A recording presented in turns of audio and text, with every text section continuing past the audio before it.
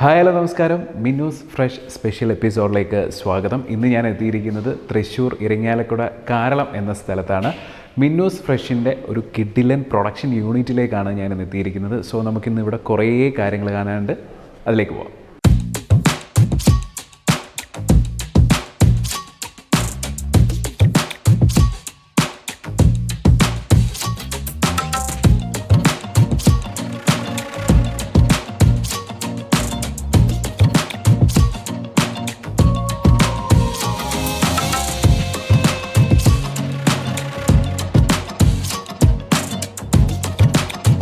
Hi, അപ്പോൾ ഇന്ന് നമ്മളോടൊപ്പം മിന്നൂസ് ഫ്രഷിൻ്റെ മാനേജിംഗ് ഡയറക്ടർ ഫ്രാൻസി ജോഷിമ മാം ആണ് നമ്മളോടൊപ്പം ഉള്ളത്. മാം, വെൽക്കം ടു ദ ഷോ.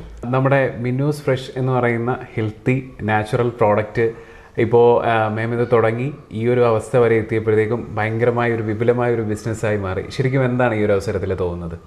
നമ്മളെ പ്രൊഡക്റ്റുകൾ ജനങ്ങൾ അംഗീകരിച്ചതിലുള്ളൊരു സന്തോഷം ഉണ്ട്.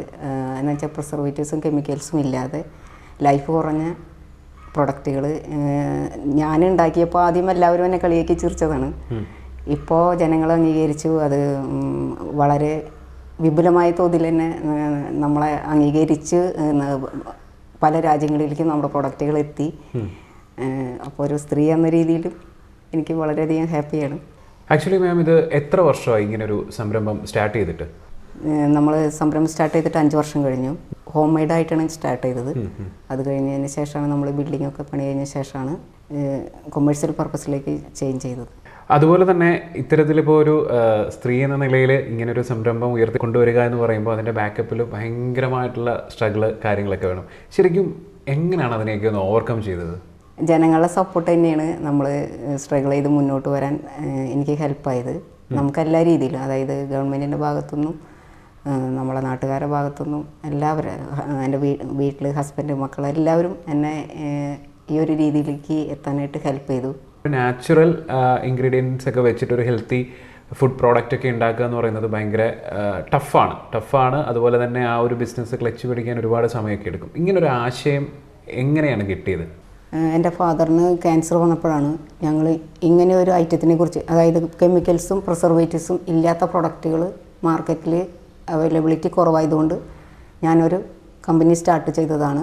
ക്യാൻസറിന് ഉള്ള വേദന കുറയ്ക്കാനായിട്ട് ജാക്ക് റൂട്ടിനുള്ള കഴിവുണ്ടെന്ന് പഠനങ്ങൾ ആ സമയത്ത് നടന്നുകൊണ്ടിരിക്കുന്ന സമയമായിരുന്നു. അതുകൊണ്ടാണ് ഞാൻ ജാക്ക് റൂട്ടിലേക്ക് ആദ്യം നമ്മൾ ജാക്ക് റൂട്ട് വെച്ച് സ്റ്റാർട്ട് ചെയ്തത്.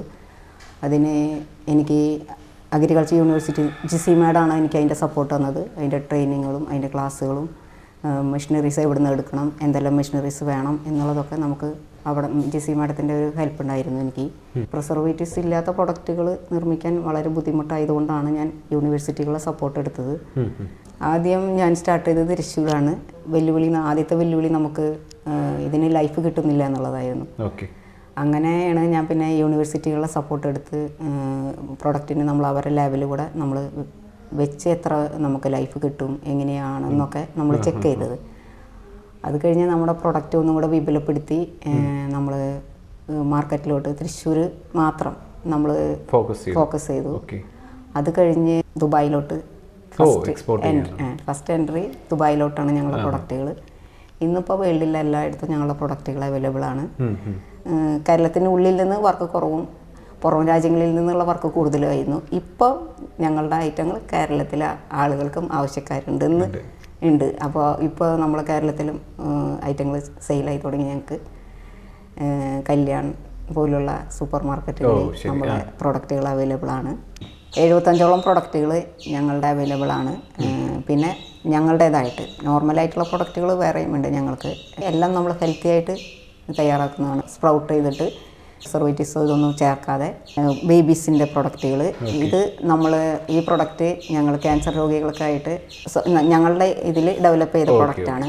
ഓക്കെ, ഇതിൽ നമ്മൾ ജാക്ക് ഫ്രൂട്ട് മിക്സ് ചെയ്തിട്ട് ചെയ്തിരിക്കുന്നതാണ്. ഇത് ഫുഡാണ്, അല്ലാതെ ക്യാൻസർ രോഗികൾക്കുള്ള മരുന്നല്ല, ഫുഡാണ്.